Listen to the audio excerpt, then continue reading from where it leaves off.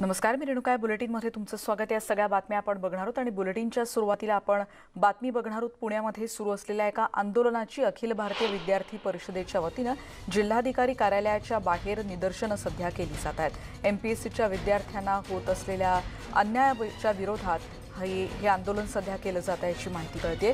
स्वप्नील लोणकरनं आत्महत्या केली आणि स्वप्नील लोणकर याला न्याय मिळावा यासाठी ही निदर्शनं असल्याचं म्हटलं जात आहे. पोलिसांनी मात्र या आंदोलनाला परवानगी नाकारलेली आहे. आताची दृश्य आपण बघण्याचा प्रयत्न करणार आहोत. पुण्यातली जिथे जिल्हाधिकारी कार्यालयाबाहेर एमपीएससीच्या विद्यार्थ्यांसाठी अखिल भारतीय विद्यार्थी परिषदेकडून या आंदोलनाचं आयोजन करण्यात आलं. एमपीएससी विद्यार्थी देखील इथे मोठ्या प्रमाणात जिल्हाधिकारी कार्यालयाबाहेर आंदोलन करताना दिसत आहेत. एकीकडे हाच मुद्दा आता एकीकडे अधिवेशनात गाजताना आपण बघतोय. उपमुख्यमंत्री अजित पवार यांनी देखील या संदर्भात तपशीलवार उत्तर दिलेलं आहे आणि विरोधक देखील जेव्हापासून कामकाज सुरू झालं तेव्हापासूनच चांगलेच आक्रमक झालेले होते आणि याच मुद्द्यावरून राज्यातल्या काही भागामध्ये एमपीएससी विद्यार्थ्यांचं आंदोलन सुरू झालंय. त्यामुळे पुण्यातही आता एमपीएससीच्या विद्यार्थ्यांनी आंदोलनाला सुरुवात केली आहे. स्वप्नील लोणकरनं आत्महत्येपूर्वी चिठ्ठी लिहिली होती आणि अत्यंत भावनाविवश करून टाकणारं असं हे पत्र होतं, ज्याच्यामध्ये त्यांनी आत्तापर्यंतच्या आपल्याला कशाबद्दल खंत वाटते असं या सगळेच मुद्दे त्यांना त्याच्यात मांडलेले होते. पुण्यातली ही दृश्य आपण बघतो. अधिक बोलणार आहोत आपण या संदर्भात. चंद्रकांत फुंडे आमचे प्रतिनिधी आता आपल्या सोबत आहेत. चंद्रकांत, एकीकडे अधिवेशनात या मुद्द्यावरून सध्या गदारोळ सुरू आहे आपण बघतो आणि एकीकडे या विद्यार्थ्यांचं आंदोलन, काय मागण्या आहेत आणि जिल्हाधिकाऱ्यांकडे त्यांनी निवेदन सुपूर्द केलंय का?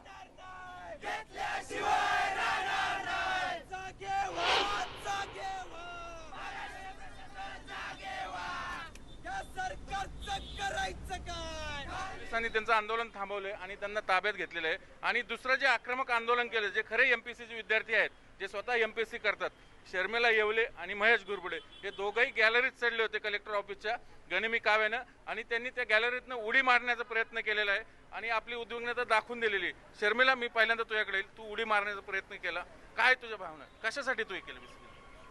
जर आमचे विद्यार्थी स्वतःहून आत्महत्या करायला लागले तर आम्ही जगून काय फायदा आहे?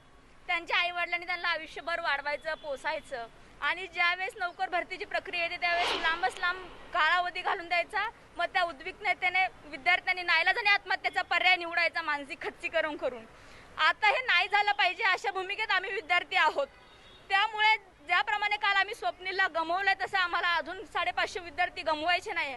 त्यामुळे ज्या धर्तीवरती महाविकास आघाडीने 1.5 वर्षात विद्यार्थी हिताचे निर्णय विद्यार्थ्यांच्या केंद्रस्थानी घेऊन घेतलेले आहेत, त्याच धर्तीवरती या 2 दिवसाच्या अधिवेशनात सरकारने योग्य तो निर्णय घेऊन ही नोकर भरतीची प्रक्रिया आहे ती राबवण्यात यावी आणि हे 550 विद्यार्थी म्हणजे 420 जे विद्यार्थी आहेत त्यांना आत्महत्येपासून थांबवण्याचा प्रयत्न करावा. नाही ते सगळे विद्यार्थी आत्महत्येशिवाय दुसरा पर्याय निवडणार नाही. कारण अभ्यास करणारे सगळे विद्यार्थी शेतकरी, मोलमजूर, गरीब, कष्टकरी वर्गातील पोरं आहेत. त्यांनी बघायचं कुणाकडे खर्च करून महिन्याचा जो खर्च आहे 10-10, 15-15 हजार आहे. मेस असेल, लायब्ररी फी असेल, हॉस्टेलची फी असेल, रूम भाडं असेल, हे कसं मिळवायचं कसं? त्यांनी कर्ज घेतलेलं असतं आणि त्याच्यावरती ते चालतात. पण आता ते कर्ज फेडायसाठी त्यांचे जे स्वप्न असतात त्यांनाच तर गळा घोटावं लागत आहे. आता पर्याय नाही तो नव्हता दुसरा म्हणून आम्ही तिथून उडी मारण्याचा प्रयत्न केला. आपल्यासोबत महेश आहे. महेश, मला सांग, तू गॅलरीत गेला होता वेळेस, तुला पोलिसांनी आवरलं नाही तर तू त्याच आक्रमकतेमध्ये होता. ही वेळ का आली तुमच्यावर? हे सरकारच्या नाकर्तेपणामुळे आले. आम्ही किती दिवस अभ्यास करतो, 2-2 वर्ष परीक्षा. तुम्ही भावी अधिकारी आहात. हा, आणि त्याची एवढी कुचंबना होत असेल तर नक्की शोकांत काय? आम्हाला पर्याय काय राहतो ना? 2-2 वर्षाला परीक्षा होत नाही, 1.5 वर्ष निकाल लागत नाही. मेगा भरती स्वप्न नुसतं मेगा एक शब्दात विरून जातं. आम्हाला माझी सरकारला एकच विनंती, आम्हाला स्वाभिमानी जगू द्या किंवा स्वाभिमानी मरू द्या. आमचं कुठल्याच कोणाविरोधात नाही, फक्त सरकार विरोधात हे आंदोलन आहे. म्हणून आम्ही आज कलेक्टर ऑफिसला आक्रमक आणि शेवटच्या स्टेपचं आंदोलन केलेलं आहे. इथून पुढे सरकारला जाग यावी आणि अनेक जे विद्यार्थी आत्महत्या करतात त्याचा कुठे सरकारला घाम फुटावा आणि विद्यार्थ्यांची काळजी करावी. यांच्या मुलांना सेटल करतात तसं आमचं कोण बघणार ना? मुख्यमंत्री महोदय, तुम्ही महाराष्ट्राचे पालक आहात, तुम्ही तुमच्या पोराचे स्वप्न पूर्ण करण्यासाठी एवढं करता आणि आमचं कोण जबाबदारी घ्यायची? आमचे पण पालक तुम्हीच आहात ना. तर आम्हाला आमची विनंती आहे तुम्हाला की ज्या मला सांग महेश, किती जागाच्या नियुक्त रखडलेल्या आहेत? 3,000पेक्षा जास्त जागाच्या नियुक्त रखडलेल्या आहेत. राज्यात 3 लाखांपेक्षा जास्त जागा रिक्त आहेत.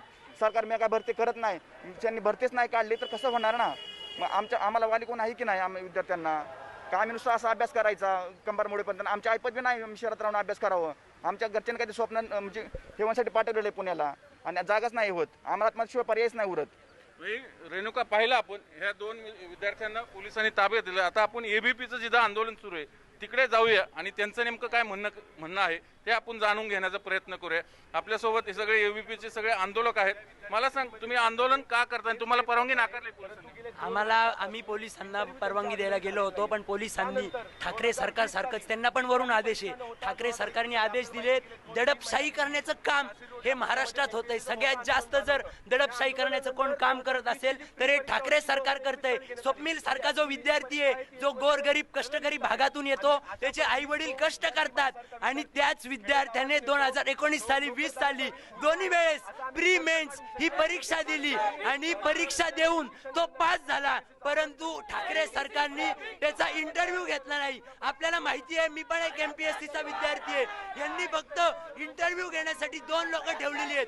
3,500 लोकांचा इंटरव्ह्यू घ्यायला फक्त 2 लोकांची नेमणूक ठाकरे सरकारने केलेली आहे. खऱ्या अर्थाने दडपशाही करण्याचं काम ठाकरे सरकार करतंय. मला आता कळतंय की माननीय मुख्यमंत्र्यांनी आता अधिवेशनात आश्वासन दिलं की आम्ही MPSCच्या विद्यार्थ्यांची भरती करू. नवी पेठेमध्ये आंदोलन झालं होतं, तेव्हा पण असंच आश्वासन देण्यात आलं. फक्त आश्वासन देण्याचं काम ठाकरे सरकार करतंय. आम्हाला आता चर्चा नकोय, तर परिणाम हवाय. या 413 विद्यार्थ्यांची तत्काळ भरती झाली पाहिजे, नाहीतर लाखो स्वप्नील आत्महत्या करतील. तेव्हा ठाकरे सरकारला जाग येणार आहे का, ही आमची मागणी आहे. बघितलं आपण इथं स्वप्नीलचा फोटो घेऊन ही सगळी मुलं आंदोलन करतायत. मला सांग, ही वेळ का आली तुमची? तुम्ही यापूर्वी आंदोलन केलेलं आहे?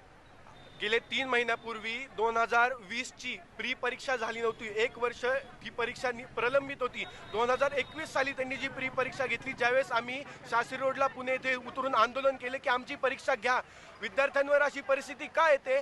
जो विद्यार्थी गेले 4 ते 5 वर्ष स्वतःची आयुष्याची घालून यामध्ये MPSC UPSCसाठी अभ्यास करत असतो, जो विद्यार्थी खेडेगावातून नोकरदार शेतकरी कामगाराचा पुत्र आहे, शैक्षणिक कर्ज काढून जो विद्यार्थी पुण्यात येऊन राहतो, लाखो रुपयांची क्लास लावतो, परंतु एवढं झटून सुद्धा ज्या सरकार गेल्या 2-3 वर्ष जर परीक्षाच घेत नसतील, अभ्यास करून काय उपयोग आहे? या महाराष्ट्राला अधिकाऱ्यांची गरज नाहीये का, असा मला महाराष्ट्र सरकारला प्रश्न आहे. जे सरकार, जो पक्ष त्यांच्या पदाधिकारी भरण्यासाठी निवडणुकांचे तिकीट देण्याकरिता त्यांच्या पक्ष कार्यालयामध्ये इंटरव्ह्यू घेतो, त्या पदाधिकाऱ्यांसाठी इंटरव्ह्यू घेतो, MPSCचे परीक्षा पास होतात, त्यांच्यासाठी यंदा इंटरव्ह्यू घ्यायला वेळ नाहीये का? हा माझा प्रश्न आहे सरकारला.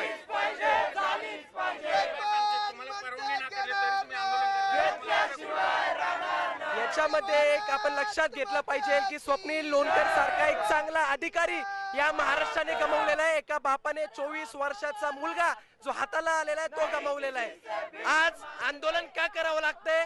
कारण की राज्य सरकार कोणत्याही चांगल्या पद्धतीने यामध्ये लक्ष देत नाहीये आणि लक्ष वेधण्यासाठी MPSCच्या विद्यार्थ्यांना न्याय मिळवून देण्यासाठी, त्यांचे प्रलंबित विषय मार्गी लावण्यासाठी आम्हाला रस्त्यावरती उतरावं लागतं. कोविडचा प्रादुर्भाव आहे, आम्हाला माहिती आहे, आम्हाला आंदोलन करायला हौस नाही, परंतु राज्य सरकार याच्यामध्ये कोणत्याही सकारात्मक पद्धतीने पाऊल उचलत नाही. आम्हाला रस्त्यावरती उतरावं लागतं. रेणुका, खरं तर या विद्यार्थ्यांना पोलिसांनी परवानगी नाकारली आंदोलनाची, तरी पण हे आक्रमक होऊन आंदोलन करतात. हे फक्त एबीपीचे विद्यार्थी नाही, तर तिकडे गॅलरीत जाऊन पण मुलांनी उडी मारण्याचा प्रयत्न केला, आत्महत्येचा प्रयत्न केला. वेळीच पोलिसांनी रोखलं त्यांना, म्हणून तो अनर्थ टळला.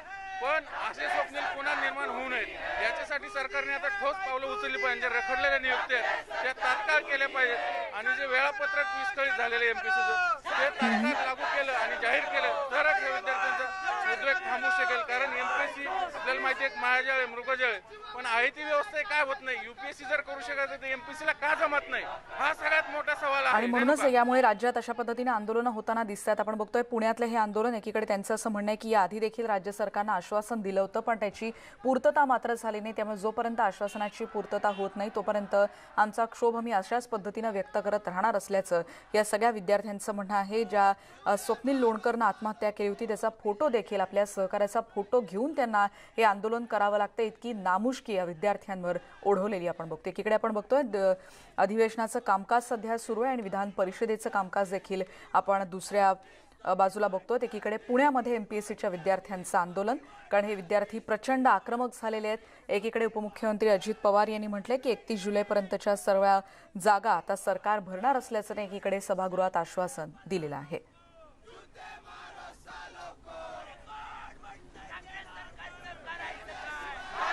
अन्यायाविरोधात आता विद्यार्थी रस्त्यावर उतरले. पुण्यातली ही एकीकडे आंदोलनाची दृश्य आपण बघतोय. याच पद्धतीनं औरंगाबादमध्ये देखील अशाच पद्धतीनं आंदोलन सध्या सुरू आहेत. याविषयीची बातमी देखील आपण सविस्तर बघणार आहोत. आणि या मुद्द्यावर आज सकाळपासूनच विरोधी पक्षनेत्यांनी आक्रमक भूमिका घेत एमपीएससीच्या विद्यार्थ्यांचा प्रश्न सभागृहात उपस्थित केलेला होता. स्वप्नील लोणकरच्या आईनं अत्यंत आपल्याला माहिती आहे की आपल्या मुलाचा मृत्यू तिला पाहावा लागला आणि तिचं अतोनात दुःख आज सुधीर मुनगंटीवार यांनी देखील सभागृहापुढे सांगितलं की अशामुळे निगरगट्ट आहे का सरकार, असा सवाल देखील त्यांनी आता सभागृहात उपस्थित केलेला होता. या सगळ्या चर्चेनंतर उपमुख्यमंत्री अजित पवार यांनी म्हटलंय की 31 जुलैपर्यंतच्या सगळ्या जागा आता सरकार भरेल असं आता सरकारकडून सांगण्यात आलं. विधानसभेत एमपीएससीच्या मुद्द्यावरून सकाळपासूनच सध्या गोंधळ सुरू आहे. या ठिकाणी आता महाराष्ट्रातल्या लाखोचे त्या ठिकाणचे विद्यार्थी आहेत, परीक्षार्थी आहेत, जे त्या ठिकाणी अपॉइंटमेंटच्या प्रतीक्षेत आहेत, परीक्षेच्या प्रतीक्षेत आहेत. त्या ठिकाणी सरकारला 1.5 वर्ष इकडे सभापती महोदय बघायला वाट मिळाली नाही. सभापती महोदय, माझी एवढीच मागणी आहे, त्या ठिकाणी एमपीएससीवर बोर्डवर मेंबर नेमायला काय जातं परब साहेब? त्या ठिकाणी तुम्ही एमपीएससीच्या बोर्डावर सदस्य नेमले नाहीत, त्यांच्या मुलाखती त्या ठिकाणी झाल्या नाहीत. त्या स्वप्नील लोणकरनी स्वप्न पाहिलं होतं, छोटासा व्यवसाय त्याच्या वडिलांचा प्रिंटिंगचा होता. त्याला वाटलं माझी त्या ठिकाणी अपॉइंटमेंट होईल, मला चांगला पगार मिळेल, आणि त्या पगाराच्या अपेक्षेवर सभापती महोदय त्याने गावाकडे घर बांधायला त्या ठिकाणी कर्ज घेतलं होतं. त्या अपेक्षांचा चक्काचूर या सरकारनं केला. त्याला वाटलं होतं मला नोकरी मिळेल, त्या ठिकाणी तो घराचं त्या ठिकाणी हप्ते पेड करेल. अशा प्रकारच्या एका सगळ्या गोंधळामध्ये ह्या शिकलेल्या मुलाला त्या ठिकाणी आत्महत्या सभापती महोदय करावी लागली. आणि विधान परिषदेत देखील आता प्रवीण दरेकर यांनी हाच मुद्दा उपस्थित केलाय. विधिमंडळाचं पावसाळी अधिवेशनाचं कामकाज एकीकडे आपण बघतोय सुरू आहे आणि इथे एमपीएससीच्या विद्यार्थ्यांचा मुद्दा देखील सभागृहात गाजतोय. आणि हा मुद्दा आधी विधानसभेत आणि त्यानंतर विधान परिषदेतही आता विरोधी पक्षनेत्यांनी लावून धरलाय.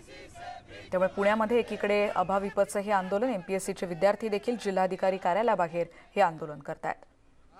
पहिल्यांदा याचं म्हणजे उत्तर दिलं पाहिजे. ते मला थोडंसं कोंडीत पकडायचा प्रयत्न करतायत, मला माहिती आहे. ऐका ना जरा, ऐका सुधीर, ऐका जरा, मी देतो तुम्हाला, देतो पुन्हा याच्यावरही संधी देतो. काय काय सरकारच्या वती आता तुम्ही प्रत्येक जण बोलणार असाल तर मी पुढे जाईन. मी नाकारलं का? जागेवर जाऊन बसा आपापल्या. पहिली एक विरोधी पक्षनेते महोदय, आपण ज्या वेळेला म्हणालात की नियम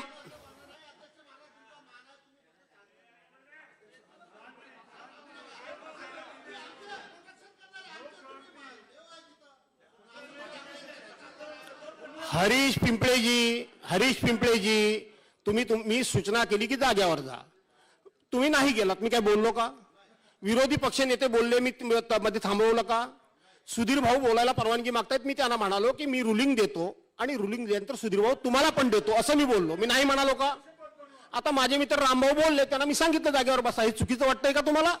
नाहीतर मला पुढे जावं लागेल. जर सभागृहामध्ये कामकाज चालवण्यासारखी परिस्थिती मला दिसली नाही तर मला पुढे जावं लागेल, दुसरा पर्याय काय? आणि म्हणून विरोधी पक्षनेते महोदय, की आपण असं म्हणालात की नियम 57 खाली आपण पहिल्यांदा रूल सस्पेंड केला पाहिजे असं म्हणाल. तेव्हा मी 55 म्हणालो, तेव्हा आपण म्हटलात आपल्याला सगळं माहिती आहे. पण मी नंतर पुस्तक उघडून बघितलं की मी म्हटलं ते बरोबर आहे, 55च आहे.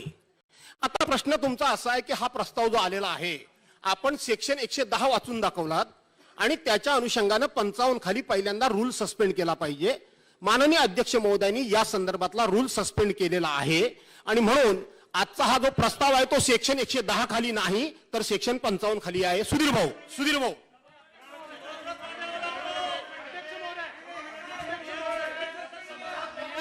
नियम सस्पेंड केल्याची घोषणा सभागृहात करावी लागते. सभागृहाची मान्यता त्याला घ्यावी लागते. अध्यक्षांना अधिकार आहे. पण आता तुम्ही वेळ मारून देताय, लक्षात येत आहे आमच्या? नाही नेणार मारून, आमच्या लक्षात येत आहे. नाही नेणार. आमच्याकडे कुठली नोटीस नाही, दाखवा नोटीस. कुठली नोटीस नाही अध्यक्ष महोदय. त्यांना माहित आहे की मला नियम माहिती आहे म्हणून नोटीस दिली नाही. कुठली नोटीस नाही आहे अध्यक्ष महोदय. या ठिकाणी तुमच्याकडे कुठलीही नोटीस नाही आहे. तुम्ही याची अनाउन्समेंटही केलेली नाही आहे. या संदर्भात कुठेही तुम्ही तो नियम शिथिलही केला नाहीये.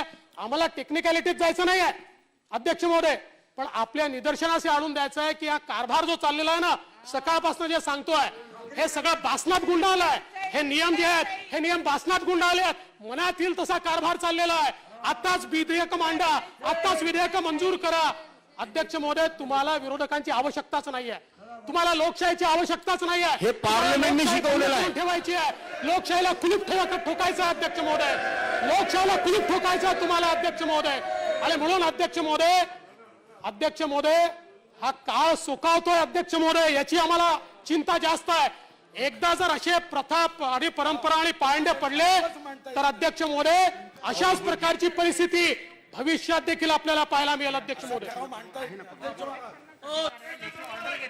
पण त्यांचं म्हणणं सभागृहात तुम्ही वाचून दाखवायला पाहिजे. सुधीर भाऊ, हरकतीचा मुद्दा आहे. कोणावर? या ठरावाच्या संदर्भामध्ये जी पद्धत अडॉप्ट केली, का देवेंद्र फडणवीसांनी मुद्दा मांडला त्याच्यावर? अध्यक्ष महाराज, मी एवढं स्पष्ट सांगितलं, शिक्षणावर प्रश्नचिन्ह निर्माण होईल अशी कृती कोणीही करू नये. मी स्पष्ट शब्दात अध्यक्ष महाराज सद्विवेक बुद्धीनी, अध्यक्ष महाराज, अरे 7वं वेतन आयोग, अध्यक्ष महाराज, माझी आपल्याला नम्र विनंती आहे.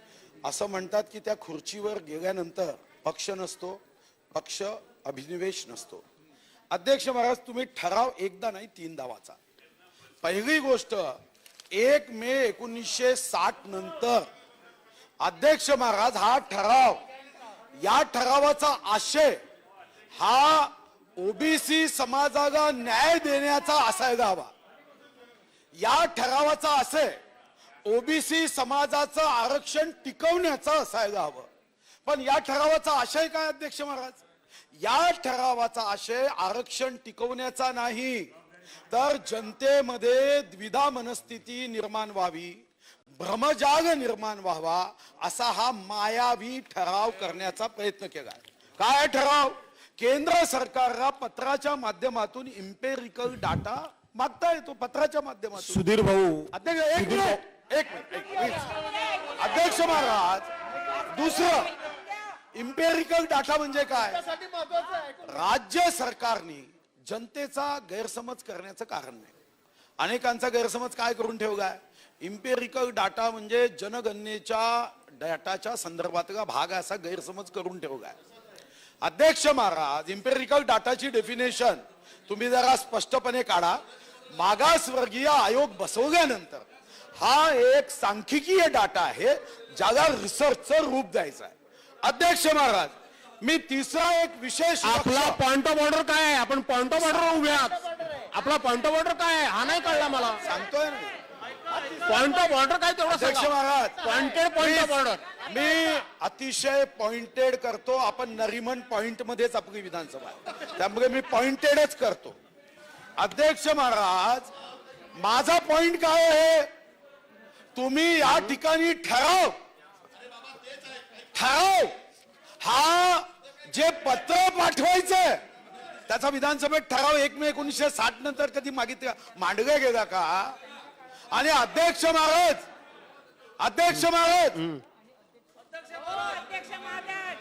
मी ऐकतो ना, आता मी मनीषाताई, मी ऐकतोय. याचा अर्थ मी माझं कामकाज करायचं नाही असं नाही. माझे मित्र आहे, सुधीर भाऊ बोला. 95 पासूनचे मित्र आहे. पण ऐका ना अध्यक्ष महाराज, ऐकतो ना भाऊ. आता तुम्हाला मी दुसरी एक गोष्ट जी गंभीर आहे ती, तुमचं लक्ष अतिशय प्रेमपूर्वक, विनयपूर्वक तुमचं लक्ष वेधू इच्छितो. तुम्ही कागदाकडे लक्ष देऊ नका, सरकारकडे लक्ष द्या. आपलं असलं तरी योग्य वेळी सरकारला दिशा दाखवली पाहिजे. तुम्ही काय म्हणताय? हे आरक्षण टिकवण्यासाठी इम्पेरिकल डाटा पाहिजे. अध्यक्ष महाराज, कागद मी झेरॉक्स देतो. अध्यक्ष महाराज, अध्यक्ष महाराज, रडू नका, रडू नका, रडू नका, रडू नका. अध्यक्ष महाराज, अध्यक्ष महाराज, मंत्री महोदय, मी आपल्याला सरकारच्या वतीने मी आपल्याला सुधीर भाऊ पॉइंट ऑफ ऑर्डर उपस्थित करायला पुरेपूर संधी दिली. आपण पॉइंट ऑफ ऑर्डर उपस्थित केलेला नाहीत. नाईलाज असताना मला मंत्री महोदयांना प्रस्ताव मांडण्यास परवानगी द्यावी लागेल. एक आणि 2016चा नियम आपल्या सरकारमधला माझ्या हातामध्ये आहे की अध्यक्षांनी परस्पर आपल्या चेंबरमध्ये नियम 55 आले अन्वये अशा प्रकारचे रूल सस्पेंड केल्याचा 2016चा माझ्याकडे या ठिकाणी पूर्णपणे माहिती आहे. मंत्री महोदय अध्यक्ष महोदय, सन्माननीय मुनगंटीवार साहेबांनी जो मुद्दा उपस्थित केला होता त्याला उत्तर देताना मला सांगायचं आहे की सन्माननीय खानविलकर साहेबांच्या बेंचने उत्तर देत आहेत. 12 जजमेंटमध्ये 12व्याच्या सांगितलं, it will not be open to respondents to justify the reservation for OBCs without fulfilling the triple test refer to अभव.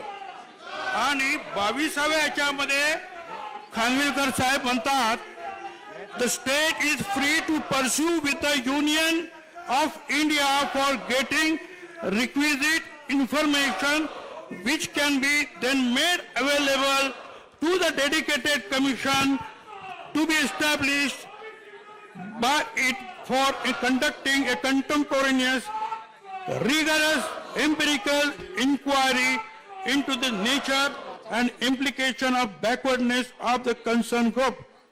याच्यामध्ये स्पष्ट म्हटलेलं आहे खानविलकर साहेबांच्या याच्यात की ट्रिपल डाटा शिवाय पुढे जाता येणार नाही.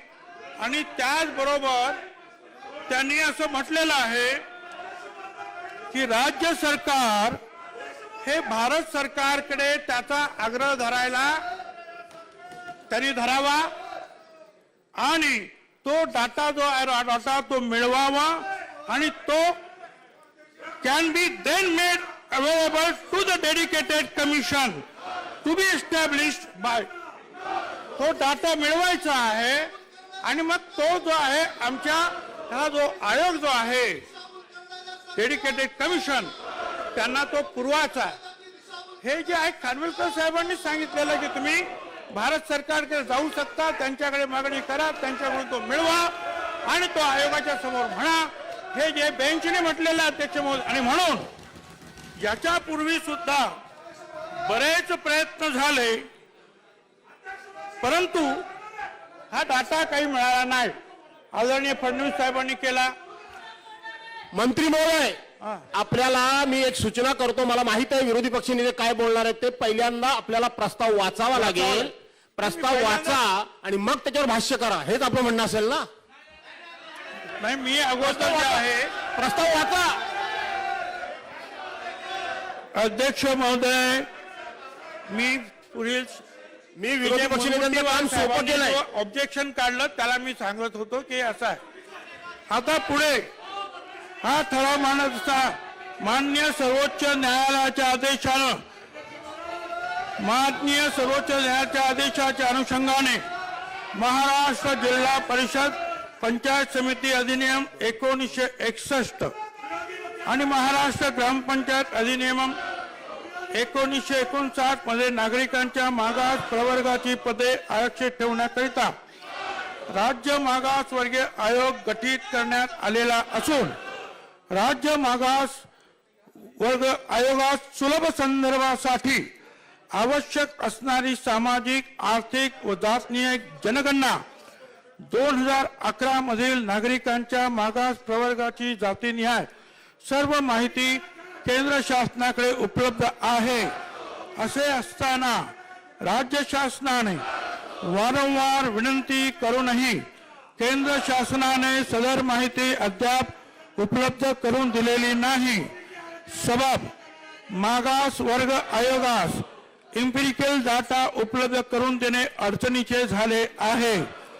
त्यामुळे केंद्र शासनाकडून राज्य शासनास नागरिकांच्या मागास प्रवर्गाची सर्व माहिती इम्पिरिकल डाटा त्वरित उपलब्ध करून द्यावा अशी शिफारस ही विधानसभा केंद्र सरकारला करीत आहे. अध्यक्ष महोदय, विरोधी पक्षनेते थोडं त्याच्यावर ते भाष्य करतायत. आपण त्यांच्यानंतर करणार का आताच करणार भाष्य? त्यांच्यानंतर ओके बोला. अध्यक्ष महोदय, अहो एवढा नाही नाही अकॅडमिक चर्चा करू. हो भुजबळ साहेबांनी जे सांगितलं ना, अध्यक्ष महोदय, माननीय भुजबळ साहेबांनी जे सांगितलं, एक मिनिट थांबा ना. माननीय भुजबळ साहेबांनी जे सांगितलं ते अध्यक्ष महोदय त्यांना हे अर्ध सत्य अध्यक्ष महोदय. अध्यक्ष महोदय त्यांनी त्यातला अध्यक्ष महोदय, सन्माननीय भुजबळ साहेबांनी ठराव मांडणं हे महत्वाचं आहे. ते आधी मांडू दे, त्यानंतर भाष्य करायचं असेल तर करू दे. त्यावर त्यांना जे बोलायचंय ते बोलून होऊ दे, मग त्यांना काय बोलायचं असेल ते बोलतील.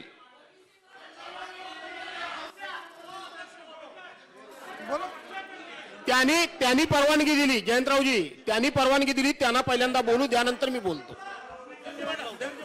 अध्यक्ष महोदय, विरोधी पक्षनेते महोदय, अध्यक्ष जरा महोदय, विरोधी पक्षनेत्यांचा चेहरा समोरच्या सदस्यांना दिसू द्या. का तुम्ही त्यांच्या हे तार सागरजी, हे बरोबर नाही की विरोधी पक्षनेत्यांना आपण अध्यक्ष अडचण महोदय, करता. सन्माननीय भुजबळ साहेबांनी या ठिकाणी सिलेक्टिव्ह पोर्शन वाचलाय. सिलेक्टिव्ह पोर्शन मुळामध्ये आपण जर बघितलं तर याची सगळ्यात पहिली जी केस आहे अध्यक्ष महोदय, ज्याच्यामुळे हे सगळं झालंय किंवा ज्या केसचा रेफरन्स देण्यात आलेला आहे ती आहे के कृष्णमूर्तीची केस. के कृष्णमूर्तीच्या केसमध्ये 2010 साली कोर्टाने काय म्हटलं हे समजून घेतलं पाहिजे अध्यक्ष महोदय.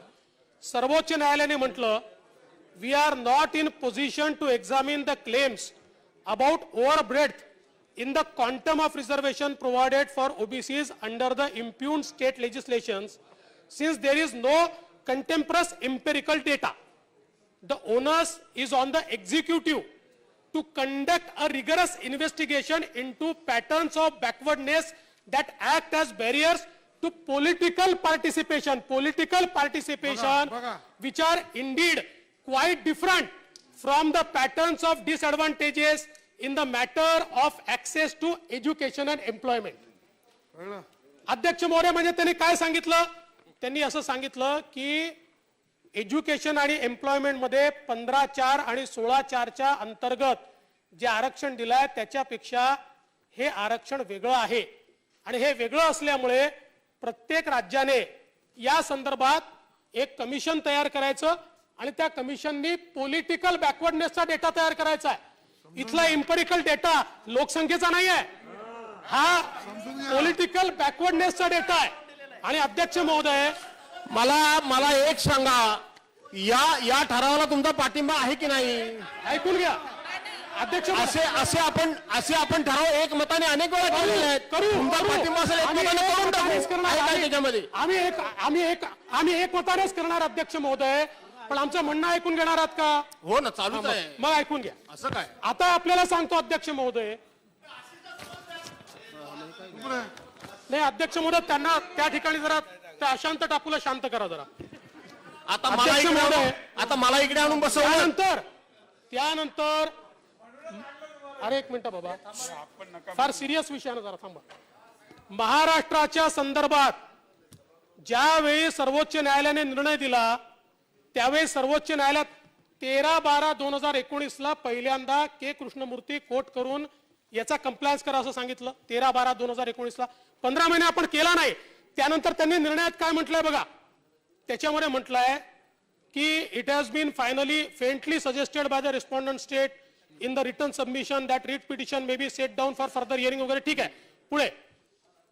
In our opinion no fruitful purpose will be served by showing that indulgence, for the matter is capable of and is being disposed of on the basis of undisputed fact that before instructing the State Election Commission to reserve seats for OBC group in the local bodies, no attempt was made by the state government. ऐकून घ्या. No attempt was made by the state government to set up a dedicated commission to conduct contemporaneous rigorous empirical inquiry into nature and implication of backwardness and then to act upon the report of the commission. म्हणजे काय अध्यक्ष महोदय, सर्वोच्च न्यायालयाने काय सांगितलं की आम्ही 15 महिने तुम्हाला वेळ दिला होता. या 15 महिन्यामध्ये तुम्ही काय करायचं होतं? बॅकवर्ड क्लास कमिशन तयार करायचं होतं आणि त्याला रिगरस इम्पेरिकल इन्क्वायरी करायला सांगितली होती. डेटा नाही, it is rigorous empirical inquiry, census data नाही. ही कशाच्या संदर्भात? तर के कृष्णमूर्तींनी जे सांगितलेलं आहे पॉलिटिकल बॅकवर्डनेसच्या संदर्भात, आपण ते केलं नाही. आजही आपण हे केंद्राला पाठवतोय, आम्ही तुम्हाला मदत करू, काही अडचण नाहीये. पण भुजबळ साहेब, ही पण दिशाभूलच होणार आहे, याने काहीच होणार नाहीये. याचं कारण सर्वोच्च न्यायालयाने काय सांगितलंय? Rigorous inquiry by the commission. आता तसा तुम्ही तो आदेश काढला, तुम्ही काढला, परवा काढला, जो 15 महिन्यापूर्वी काढायचा होता तो आता तुम्ही परवा काढला की जे कमिशन सेटअप केलंय त्यांनी इम्पेरिकल डेटा जमा करावा. हा 15वर. आता खरं म्हणजे हे जे काही तुम्ही हा प्रस्ताव आणलाय ना, हा राजकीय आणलेला आहे, हा राजकीय आहे. याचं कारण असं आहे की नाही, याचं कारण असं आहे, मला वाटतं आपण एका प्रश्नाचं उत्तर घेऊया काय? नाही, माझं पूर्ण होऊ द्या ना, माझं पूर्ण होऊ द्या. आता माननीय भुजबळ साहेब, त्यांचीच परवानगी, माननीय भुजबळ साहेब, आपण जे वाचून दाखवलं त्याचं पूर्ण वाचा. त्यात काय झालं? आपण हे सबमिट केलं, आपल्या वकिलांनी शेवटी, ऐकून घ्या,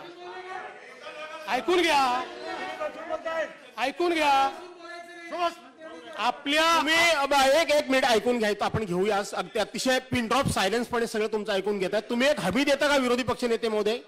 ज्या वेळेला मंत्री महोदय उत्तर देतील त्यावेळेला आपले सदस्य देखील इतके शांत बसतील की हमी देता का? जर नाही, जर तर हे मान्यवर आहे, मेरिटवर जर सगळं चालू असेल बिलकुल हमी देतो. हे ठरवायचं कोणी? तुम्हीच सगळं. पॉलिटिकल असेल असं नसतं.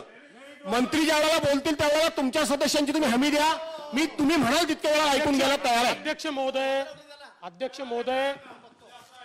अध्यक्ष महोदय, या ठिकाणी आपण हे समजून घेतलं पाहिजे की आपण जे सुप्रीम कोर्टाचं या ठिकाणी वाचून दाखवलं, आपण 15 महिन्यानंतर कन्सॉलिडेटेड ऍफिडेव्हिट मध्ये पुन्हा हे मांडलं की केंद्र सरकारचा आम्हाला डेटा पाहिजे 15 महिन्यांनी. त्यावेळेस कोर्टाने सांगितलं डेटा मागत राहा, तो मागा, मिळाला तर द्या. They have not gone into the merit of the data. ते म्हणाले तुम्हाला मिळाला तर तो तुम्ही द्या, पण आता आम्ही हे ऐकणार नाही. 15 महिने तुम्ही बघा, फ्लिमझी ग्राउंड म्हटलंय, फ्लिमझी ग्राउंड त्याला, फ्लिमझी ग्राउंड म्हटलेलं आहे त्याला. त्यामुळे भुजबळ साहेब, ओबीसी आरक्षणाबद्दल तुम्ही प्रामाणिक आहात, आम्ही आहोत. आणि हे जर खरंच करायचं असेल, तुमच्या मनात असेल, तर या ठरावाने काहीच होणार नाही. याचं कारण सांगतो. 2 गोष्टी आहेत. SECCची ज्यावेळेस या ठिकाणी हा जो सर्वे झाला, हा सर्वे झाल्यानंतर तेव्हाच्या सरकारने त्यातला सोशिओ इकॉनॉमिक डेटा दिला. कास्ट डेटा का दिला नाही? कास्ट डेटामध्ये 8 कोटी चुका होत्या आणि त्यात सगळ्यात जास्त चुका कुठल्या होत्या? महाराष्ट्रात 69 लाख चुका होत्या. आणि म्हणून त्याच्यावर कमिटी बनली. आम्हाला हे माहित नव्हतं. आमच्या काळातली केस ही 5 जिल्ह्यातली 50% वरच्या आरक्षणाची होती आणि आम्हाला 50% वरचं आरक्षण कसं वाचवायचं? तर आम्ही म्हटलं कास्ट डेटावर, आपल्या डेटावर आपण वाचवू. म्हणून त्याकरता आम्ही केंद्र सरकारकडे गेलो. त्यावेळेस केंद्र सरकारने ते दाखवलं की महाराष्ट्राच्या डेटामध्ये 69 लाख चुका आहेत, देशाच्या डेटात 8 कोटी चुका आहेत. आणि असा चुकीचा डेटा देता येत नाही. मागच्याही सरकारने दिला नाही, हे सरकार ते देत नाहीये. आपल्याला या सगळ्या गोष्टी माहिती आहे आणि याच्याकरताची जी आवश्यकताच नाही आहे. आपण बघा, आपण मराठा समाजाच्या आरक्षणाकरता 5 एजन्सीज नेमल्या. त्या 5 एजन्सीजनी 4 महिन्यामध्ये इम्पेरिकल डाटा तयार केला. मराठा आरक्षणाचं तुम्ही जर जो काही निकाल आलेला आहे तो निकाल बघितला, त्या निकालामध्ये हा डेटा अफेल्ड केलाय. हा डेटा कुठे त्यांनी कॅन्सल केला नाही. ही इम्पेरिकल इन्क्वायरी आहे. आणि म्हणून मला असं वाटतं आपण दिशाभूल करण्याचं कारण नाही. हा डेटा बघा, ओबीसी जनगणना झाली पाहिजे, आमचं समर्थन आहे, 100% समर्थन आहे, झालीच पाहिजे. अशा प्रकारचा डेटा मिळाला पाहिजे का? डेटा करेक्ट होऊन मिळाला पाहिजे. इनकरेक्ट डेटा हा घेऊन तुम्ही कसं सुप्रीम कोर्टात जाल? 69 लाख ज्या डेटामध्ये चूक आहेत तो डेटा कसा जाईल? आणि तो परत हा सेन्ससचा डेटा आहे. आपल्याला कशाची इन्क्वायरी सांगितली आहे? पॉलिटिकल बॅकवर्डनेसची इन्क्वायरी सांगितली आहे. Empirical inquiry into political backwardness, त्याचा डेटाच नाही आहे. आणि म्हणून मला असं वाटतं ही गल्लत होते आहे. त्या काळात आपण मागितला होता कारण 50% वरचं होतं, आता 50% आतला आहे. आणि 50% आतलं हे के कृष्णमूर्तीचं जजमेंट आपल्याला फॉलो करायचं आहे. के कृष्णमूर्तीचं जजमेंट हे इम्पेरिकल डेटाच्या संदर्भात, पॉलिटिकल इम्पेरिकल डेटाच्या संदर्भात बोलतोय. आणि म्हणून मला असं वाटतं हे करून होणार नाही. आपण प्रस्ताव मांडला, आम्ही मान्यता देऊ, प्रस्ताव जाईल, त्या ठिकाणी आपण अजून आग्रह धरू पण या डेटानी ओबीसी आरक्षण मिळणार नाही जोपर्यंत सर्वोच्च न्यायालयाच्या निर्णयाप्रमाणे आमचं OBC backward class commission empirical inquiry करून त्याचा रिपोर्ट तयार करत नाही तोपर्यंत अध्यक्ष महोदय हे मिळू शकत नाही. तथापि तुम्हाला मांडायचं असेल आम्ही ओबीसी समाजाच्या सोबत आहोत. आम्ही याला पूर्ण मंत्री महोदय. अध्यक्ष महोदय, सन्माननीय फडणवीस साहेब यांनी के कृष्णमूर्ती यांचा बसा जागेवर बसा प्लीज. 2010 मधलं जे जजमेंट जे आहे ते वाचलं. त्याच्यामध्ये 3 गोष्टी सांगितल्या. Triple test, to set up a dedicated commission to conduct contemporaneous rigorous empirical inquiry into the nature of implications of backwardness for local bodies within the state. त्याच्यानंतर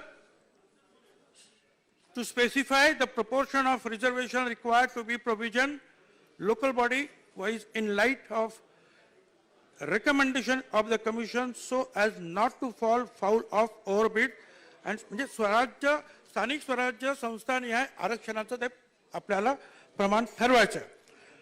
पण कुठच्याही परिस्थितीमध्ये तो 50% वरती जाता कामा नये. हा 2010चा 5 जजेसचं जे खंडपीठ आहे त्याचा निकाल आहे. त्याच्यामुळे हे सगळं म्हणजे याच्यावर सगळं आता हे मूळ आहे. हे आल्यानंतर तुम्हाला मला सांगायचं आहे की ताबडतोब आम्ही आमच्या म्हणजे समता परिषदेच्या माध्यमातून सुप्रीम कोर्टात गेलो की 2011 पासून जो सेन्सस सुरू होणार आहे या भारत सरकारचा त्याच्यामध्ये हा डाटा जो आहे हा डाटा त्यांना जमा करण्यास सांगावा म्हणजे ओबीसीची जनगणना करण्यास सांगावी असं आम्ही सुप्रीम कोर्टामध्ये आम्ही आमच्या समता परिषदेच्या माध्यमातून गेलो. त्याच्यानंतर काय झालं की मग असा एक विचार आला की समीर भुजबळ खासदार होते. समीर भुजबळ स्वर्गीय गोपीनाथरावजी मुंडे साहेब यांनी असं केलं की सगळ्या खासदारांशी चर्चा करून 100 खासदारांना उभं केलं आणि सांगितलं की पुढच्या या होणाऱ्या सेन्सस मध्ये हा ओबीसीचा डाटा जमा करण्यात यावा. त्याच्यामध्ये सगळ्यांची भाषणं आहेत, स्वर्गीय मुंडे साहेबांसहित सगळ्यांची भाषणं आहेत, हे करावं. मग काय झालं की पवार साहेबांनी हे सगळं जे आहे कॅबिनेटमध्ये मांडलं आणि सांगितलं की मागणी होते त्याच्यावर विचार करायला पाहिजे. प्रणब मुखर्जी साहेबांनी हाऊसमध्ये येऊन डिक्लेअर्ड केलं की आम्ही होणाऱ्या सेन्ससमध्ये ओबीसीची जनगणना निश्चितपणे करू. आता ती जनगणना ती नंतर सुरू झाली. सुरू झाल्यानंतर ती 14-15 पर्यंत चालली आणि ती 16ला तुमच्या ताब्यामध्ये सगळा मी तुम्हाला पत्र आता दाखवतो. एकूण एक पत्र मी तुम्हाला दाखवतो. त्यामुळं झालं काय की हा डाटा जो आहे हा भारत सरकारकडे जमा झाला. आपल्याला आठवत असेल तर जेटली साहेबांनी एकदा फ्रंट पेजवर सगळ्या बातम्या आल्या, ओबीसीची परिस्थिती अतिशय वाईट आहे वगैरे वगैरे सगळं त्यांनी दिलं. घरं नाही, अमुक तमुक सगळं. पण त्यांनी संख्या वगैरे काही सांगितली नाही. पुढे काय झालं की 2017ला केस सुरू झाली. 2017ला केस सुरू झाली आणि आपण सन्माननीय फडणवीस साहेब आपण 2019 पर्यंत काही केलं नाही. 31 जुलै 2019ला आपण घाईघाईनं अध्यादेश काढ. आता मला बोलते please, now you should not disturb me. 2019ला 2017ची केस 31 जुलैला तुम्ही 31 जुलै 2019ला अध्यादेश काढला. पण या अध्यादेशामध्ये जो मूळ 2010चा के कृष्णमूर्ती साहेबांनी सांगितलेला ट्रिपल टेस्ट त्याचा त्याप्रमाणे हा अध्यादेश नाही. आणि हे तुमच्या लक्षात आलं, तुम्ही हुशार आहात, अभ्यासू आहात.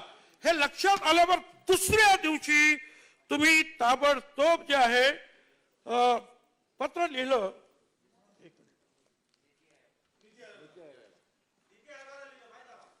हा सांगतो ना बाबा, शांत राहा जरा, माझा जरा गडबड होते, कागद जरा इकडे तिकडे जातात.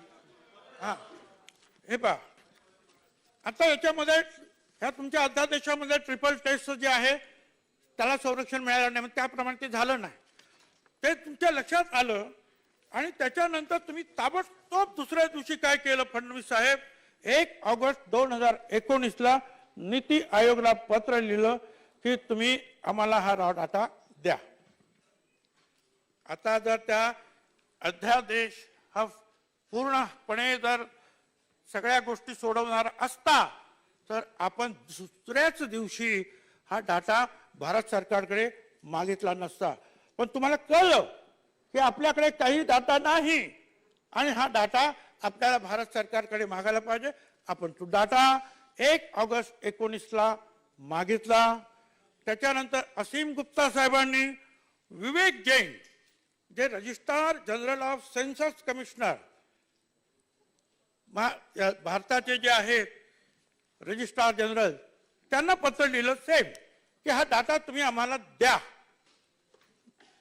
मग त्यावेळेचे आमदार छगन भुजबळ यांनी तुम्हाला पत्र पाठवलं की हे सगळं चुकीचं चाललेलं आहे आणि याच्यामध्ये जनगणनेची आकडेवारीच शासनाकडे नाही, ओबीसीच्या लोकसंख्येची निश्चित आकडेवारीच उपलब्ध नाही, या प्रवर्गासाठी किती जागा आरक्षित कराव्या हे शासन कसं ठरवणार, त्यामुळे हा अध्यादेश रद्द करावा असं छगन भुजबळ यांनी तुम्हाला 2 ऑगस्टला म्हणजे दुसऱ्याच दिवशी कळल्याबरोबर 2 ऑगस्ट 19 पत्र तुम्हाला पाठवलं. त्याच्यानंतर काय झालं की परत तिथून भारत सरकारचे जे महारजिस्ट्रार ज्यांना तुम्ही पत्र लिहिलं जनार्दन यादव, त्यांनी पत्र पाठवलं, असीम गुप्ताच्या याला पत्र पाठवलं. The SECC socio economic caste census data जो आहे excluding the religion and caste data has been finalized and published by MORD आणि MOHUPA म्हणजे तुमचं सोशल जस्टिस आणि UD यांच्याकडे हा डाटा हा the caste data has been finalized and published by the raw caste data has been handed over by this office to Minister of Social Justice and Empowerment, who is the nodal ministry for this work. The MOSJE has informed an expert group of classification and categorization of caste data and in consultation with Ministry of Tribal Affairs has to take the subject forward. म्हणजे काय झालं, त्यांनी सांगितलं की हा data जो आहे हा सोशल जस्टिस डिपार्टमेंटला पाठवला आणि त्या सोशल जस्टिस डिपार्टमेंटमध्ये आता हा डाटा जो आहे त्यांचे नोडल एजन्सी आहेत हेही त्यांनी सांगितलं आणि त्यांना सांगितलं की एक्सपर्ट ग्रुप तयार करा आणि क्लासिफिकेशन वगैरे जे आहे कास्ट वगैरे हा डाटा तुम्ही हा कन्सल्टेशन करा ट्रायबल डिपार्टमेंटला सुद्धा आणि तयार करा. हे कधी 2 ऑगस्ट 2019 2014 तुमच्याकडे आला आणि तुम्ही आता सोशल जस्टिसला लिहिता की आता हा डाटा तुमच्याकडे पाठवतो आहे, आता एक्सपर्ट ग्रुप तयार करा आणि हे सगळं तयार करा. बरं, पुढे काय झालं, पुढे जे आहे परत पंकजाताई मुंडेंनी पत्र पाठवलं. मग कारण सोशल जस्टिसकडे आहे ना, मग थावरचंद गेहलोत मंत्री होते आणि रामदास आठवले राज्यमंत्री. पंकजाताईंनी थावरचंद गेहलोतला पत्र पाठवलं की बाबांनो डाटा द्या. रामदास आठवलेंना सांगितलं 18/9/19 डाटा द्या. असीम गुप्ता यांनी सांगितलं, यांनी लिहिलं की registrar general of India inform, त्यांनी सोशल जस्टिसला लिहिलं की आम्हाला registrar general of India informed असं आम्हाला सांगितलं गेलं by his letter so and so that raw caste data of SECC has been handed over by RGI to Ministry of Social Justice and Empowerment, who is nodal ministry of this work. And also it is learned that SECC data in raw form, soft copy, is lying in BC division of MOSJE. It is requested to direct the concerned officer to share the raw data in respect of Maharashtra to the Office of the Rural Development Department, Government of Maharashtra. This म्हणजे आता त्यांनी सांगितलं की social जस्टिसकडे गेला, त्यांनी आणि असीम गुप्ताने पण लिहिला सोशल जस्टिसला की तुमच्याकडे गेला असं ते रजिस्ट्रार म्हणतात, तुम्ही आम्हाला डाटा द्या. मग पुढे काय झालं, आता सोशल जस्टिस डिपार्टमेंटने परत काय सांगितलं, त्यांनी सांगितलं to say that the department is not a nodal ministry. त्यांनी अगोदर सांगितलं नोडल मिनिस्ट्री आहे, रजिस्ट्रारने सांगितलं. हे म्हणतात social justice that this department is not the nodal ministry for SECC 2011 data, and neither it is designated as the custodian of the SECC 2011 data. This is because the raw data is to be processed after proper classification and then finalized or published. In view of the above letter of RGI, this department is not in position to provide the data. आता बघा, ते सांगतात registrar यांच्या, तुम्हाला सांगितलं, आम्हाला तुम्हाला सांगितलं की बाबा तिकडे दिला तिकडे जा. ते सांगतात हे आम्ही काही करू शकत नाही, आम्ही देऊ शकत नाही. पण एक लक्षात घ्या, काय हा डाटा इतर गोष्टीसाठी वापरला जातो, ओबीसी साठी दिला जात नाही. फडणवीस साहेब, म्हणून तर मी तुम्हाला सांगितलं तुम्ही आमचं नेतृत्व करा. चला मोदी साहेबांना सांगा की तुम्ही उज्ज्वला गॅससाठी हा डाटा वापरता, तुम्ही प्रधान निवास, थांबा बोलू दे मला please please please please please मला माहिती, मी पण माहिती घेते. प्लीज प्लीज प्लीज प्लीज कृपया शांतता राहा. सभा ठरावाचं गांभीर्य घालवू नका, ठरावाचं गांभीर्य घालवू नका. ठराव अतिशय गंभीरपणे मांडला जातो, मग गंभीरपणे विचार मांडले जातात. ठरावाचं गांभीर्य घालू नका, ठरावाचं गांभीर्य घालू नका. मी परवानगी देणार नाही. मंत्री महोदय लेट्स कंटिन्यू. अध्यक्ष महोदय, हा डाटा इतर ठिकाणी वापरला जातो, मग इथे द्यायला काय हरकत आहे? ते रोहिणी आयोग तयार केला, हा रोहिणी आयोग ह्या ओबीसीचे तुकडे करणारा आयोग.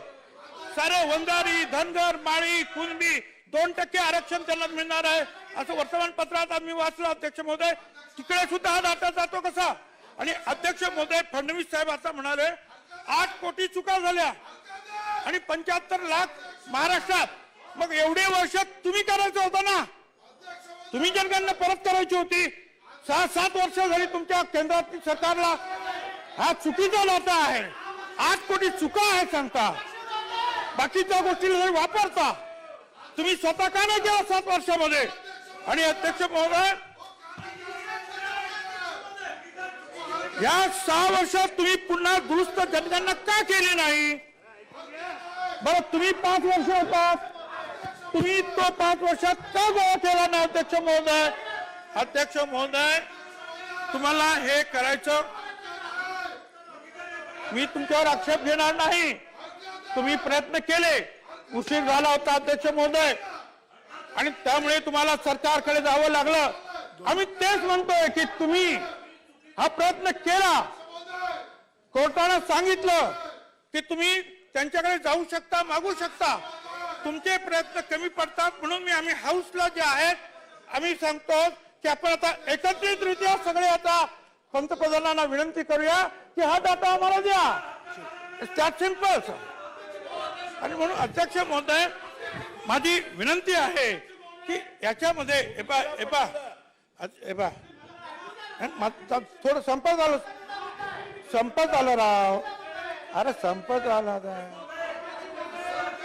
मंत्री महोदय इकडे बघा, मंत्री महोदय इकडे प्लीज इकडे माझ्याकडे बघा. आपण मला ऍड्रेस करा. आपल्याद्वारे आपल्याला हेच सांगायचं आहे.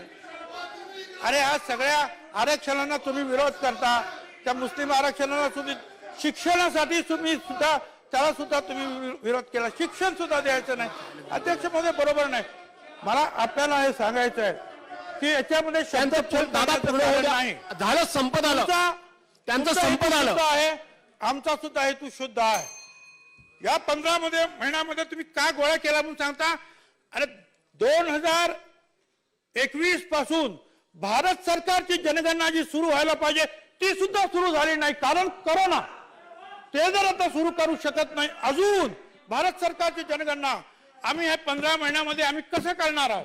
अजूनही ते सुरू केलं नाही, आज सुद्धा सुरू करू शकत नाही आम्ही. आणि म्हणून आम्ही काय म्हणतो की जे तयार आहे तुमच्याकडे ते आम्हाला तो एकदा तो डाटा आला की हा आमचा आयोग जो आम्ही तयार केला तो त्याची छाननी करून बरोबर कोणाला किती आरक्षण बसतंय याचा अभ्यास करील. 2 महिन्याच्या आत तो सगळं देईल. आणि मला एक सांगायचं आहे,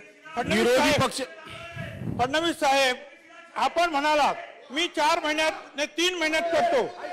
3 महिन्यात माझ्या आता सत्ता आली तर तुम्हाला आरक्षणाचा ओबीसीचा एवढं प्रेम आहे, सत्तेचं काय घेऊन बसलात?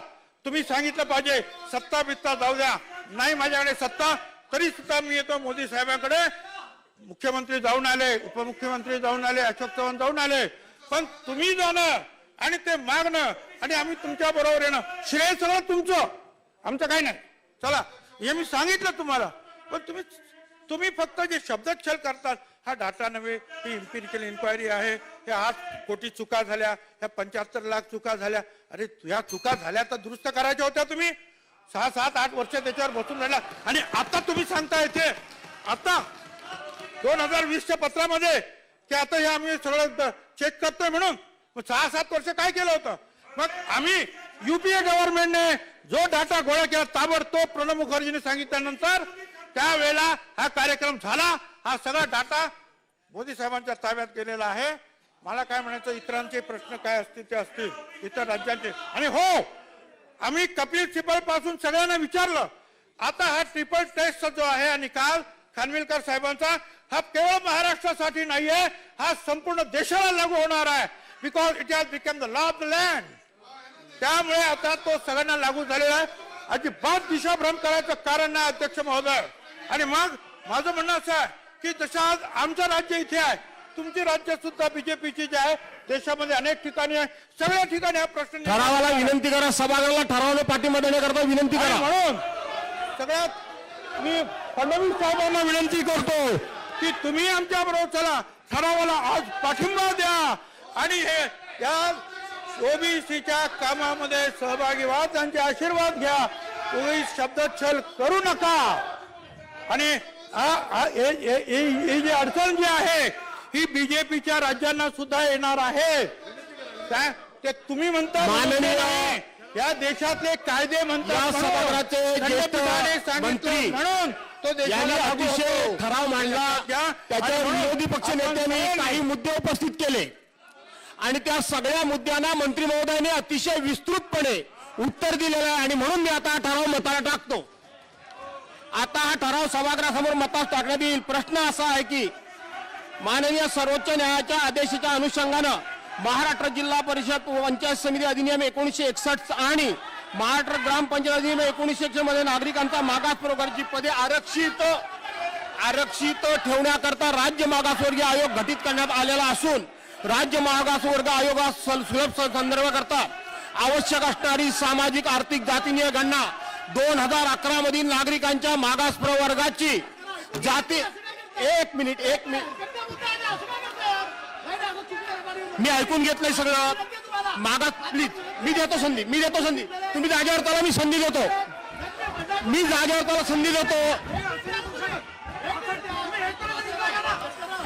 असताना राज्य शासनाने वारंवार विनंती करून देखील केंद्र शासनाने माहिती अद्याप उपलब्ध करून दिली नाही. मागासवर्गीयांचा इंटरनेट डाटा उपलब्ध करून राज्य शासनाकडून राज्य शासनाला मागासवर्ग येऊ आहे. अनुकूल असतील त्यांनी हो म्हणावे, प्रतिकूल असतील त्यांनी नाही. मी तुम्हाला नेम करतोय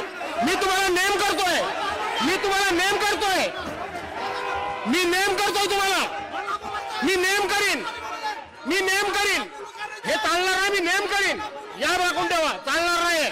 चला जागेवर नेम करीन मी तुम्हाला नेम करीन,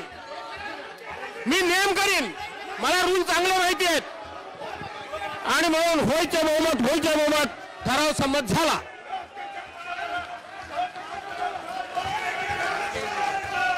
आता मी सभागृहाची बैठक 10 मिनिटाकरता स्थगित करत आहे.